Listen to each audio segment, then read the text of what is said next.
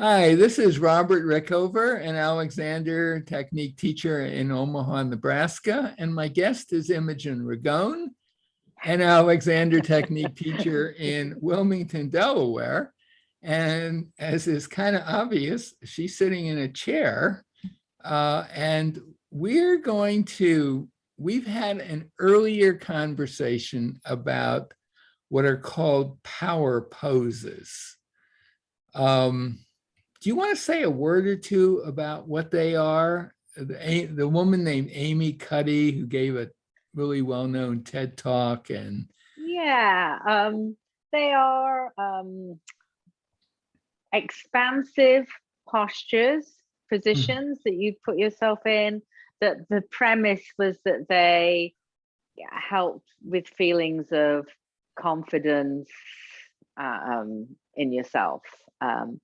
There was some initial research which seemed to suggest that even, your stress levels, cortisol would go down and your testosterone would go up, but those results, my understanding, have not been able to be replicated anywhere. Mhm. But there have been many studies that show a correlation between posture and mood. So I think Right. there's something. Right. So we've done a part of a video, which I'll put a link to by this one because it'll kind of give the bigger framework of things. But I think we've demonstrated pretty clearly that there are a couple of really powerful enhancements that can be made to power poses that A, give them more longevity, and B, make them more powerful. And one is pretty much based on, I would say, biomechanics, and the other very much on the Alexander technique. And what I realized after we had done that first conversation, we were assuming, as I think Amy Cuddy did in all of her examples, I might be wrong about this, she was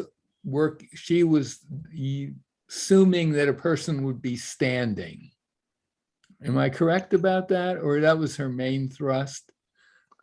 I'm trying to remember. I think they were all standing. I might not remember exactly, but the ones I remember are the Wonder Woman Superman stance, the V for victory. Right. She had one that was sort of like this or something. I can't remember why. Okay.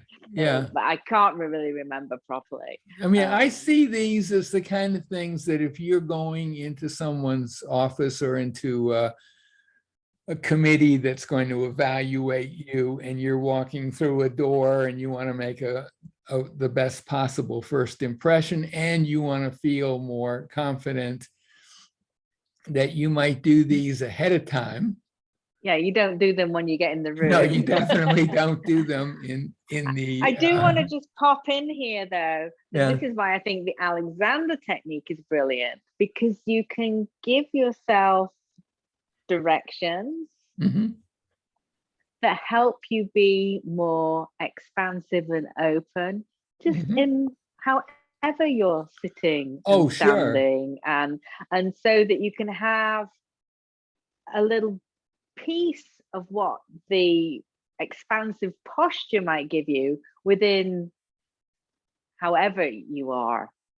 Right. You may have forgotten to do your power poses before you walked in, and then you realized, oh, I do have, if you had the tools of the Alexander technique, you could use those. But also you could do the power poses, and I think the assumption that Amy Cuddy made was you would do them, they do raise your center of gravity, they do create a more expansive self, and that some of that would just carry over a bit into your entrance into the room. Absolutely. And when I first came across them, I thought Alexander was perfect to pair with them, because you could be bringing your habitual contractions or something to an expansive pose and not get the full benefit of being, more at ease and open. Yeah, Right. you're not getting the full benefit of them. Yeah. Right. Oh, yeah, exactly. And but what I think was what we did not cover is what happens if you're sitting and you want to maybe not so much in an interview situation, but maybe just at home, sitting in front of your computer, and you want to have a little more expansiveness. And yes, you could use the Alexander technique to do that, but I think you could maybe get even more by using it in conjunction with a kind of modified power pose. So as you're sitting there right now, first of all, the relevant center of gravity of you as you're sitting is pretty much the bottom of your sternum, which anyone watching this could just trace their sternum down, and suddenly there's a little gap. So that's the end of the sternum, basically. So, yeah. So if you were, for example, to raise your arms up, don't try to force anything here, but just as far as you can comfortably do, and then lower them back onto your legs. You might even from that feel a little something, but I think you could magnify that pretty dramatically by using an Alexander direction, and there's so many to choose from, but you could use I'm free to raise my arms. And then you could say or think to yourself, as I lower my arms, that's all I'm doing, just the arms. I'm leaving my torso alone. You might notice a little more of an expansion, or you could think, really, I'm free to raise my arms. And it doesn't have to be like this. It could be like that. That's raising your center quite a bit, actually. Just whatever is comfortable. We're not trying to, push the limits here. I'm free to raise my arms. And then on the way down, put a little attention on your center of gravity and say, I'm not depressing it. Or I'm free to raise my arms and I'm not compressing myself as I lower my arms. These are all just different possibilities. And you could continue with that thought, I'm not compressing myself, or I'm not pulling my center of gravity down. And it could last as long as you can easily continue that direction. Now, in the real world, you're going to get distracted pretty quickly, but you might get, a minute or so of enhanced upness from that. So that's one thing. I just wanted to point out that could work really well seated. Yeah. But now here's another version of that may or may not be suitable for public encounters. Let's try this one. Okay. And this one is going to look vaguely. You mean I'm gonna do it in public? I'm going to do it at the same time. We're both this one. Well, I'll just show you first, and you'll see. Instead of raising my arms like this, I could say, well, I'm just going to gently rest my hands on top of my head. Okay. You want me to do it too? Yes, why not? Yeah. And then put them back down on your legs. And maybe you notice a little change or not. We could then add some freedom thoughts to that, or Alexander directions. And on the way down, it's just my arms. That's the only thing that's going down. The rest of me is being left alone. Or I could do it in terms of center of gravity. What did you notice doing that? Definitely a similar effect.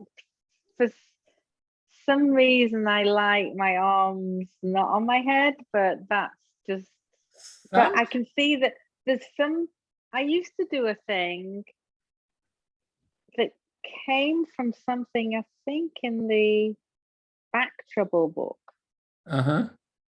that ended up with arms or hands resting on your head. And it was kind of, it gave you something, instead of being pushed down, it gave you something to meet. Well, I don't know if that's where you're going, but anyway, it just reminded me a well, little bit of yeah, it that. relates to that. I I've had Alexander teachers. I think Walter Carrington used to do this sometimes, where he would actually just gently press down. And the idea was, it was a very gentle pressing, but the idea was it would sort of stimulate a reaction to it. Yeah. And I assume that he got that from Alexander. I don't know. But the other thing about this way of spending some time in a meeting, this is, You will sometimes, yeah, you could. And there, it's not something, I'm sure you've seen people do that. Yeah. But I have to say, probably mostly the people you saw doing it were men. Yes. It's, maybe you could even think of it as a manly asserting of manly privilege or something. Yeah, it seems like a bit of the kind of how men take up space and women make themselves smaller. Yeah. So I just thought I would throw that out there. I just wanted to kind of add on to our previous discussion. That go ahead. Well, I was just going to say, I actually have a little, I don't know what you call it, a little practice that I do with a lot of my students, which can be done sitting or standing, and we use our directions while we're doing it. But it's basically raising your arms up into the air, and it's bringing them back down, and using not exactly the same directions that you said, but it could be those, it could be whatever we're working with at the time. But the idea is, as the arms come down, that you're leaving this part alone and getting the benefit of that. Getting the benefit of but we call it we call this the corkscrew, because you could keep like repeating those those corkscrews, so it's kind of like anyway, so but it seems like in very much in the same it's down to come up, or to come up, and maybe even not so much down to come up, but down to not come down. In the rest of you. So that's pretty much all I have to say about that. I just wanted to extend it to sitting.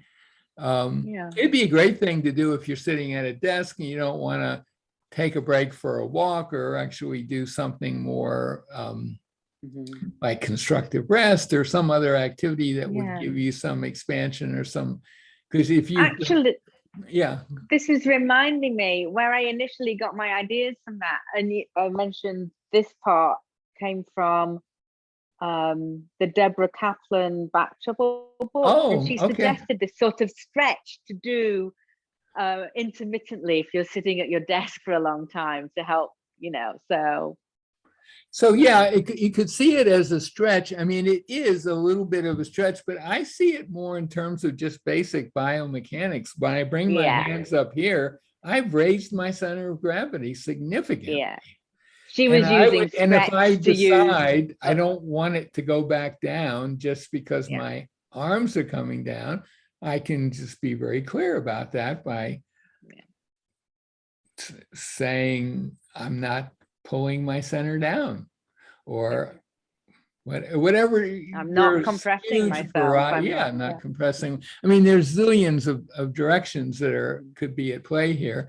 And I think it's going to work best if you use a direction on the way up. So it's a nice clean movement. I'm free to do this or whatever. And then not compressing on the way down. So anyway, that's something that you could do at your desk and not have to get up and necessarily walk around or do something to take away. What you might be able to do, even as a woman, sitting at your desk is sort of just stretch with your arms, and if you're just at, Depends on but your you work could. environment. It does depend on your working. I mean, I don't mean at a meeting or something. Well, who knows? But Yeah. if you're just at your desk, when people do stretch and things, but you can choose to add these directions into your stretch and get a little more which will make benefit. them much more powerful. It'll be more than just the changing of your positions, and so it'll actually be an internal reorganization, which is what we want. And even if the effects don't last for a long time, they'll last longer if you use a direction. And I think what you're getting is kind of a taste of what Alexander offers, the Alexander technique offers. It's kind of you could even think of it a little bit as a gimmick to get some of those Alexander effects pretty easily and simply without a lot of training, let's say. Because I mean, we've just done it, and I think anyone watching could probably pretty much do what we just did. Okay, anything else you want to add? No, I don't think so. This is fun. Okay, so my guest today has been Imogen Ragone. I'll put a link to her site, a link to a site where you can learn more about the Alexander technique, and I'll put a link to our previous video on this. It goes into a lot more detail about power poses in general, but this is just kind of a part 2 of that. So, Imogen, thank you so much. Thank you.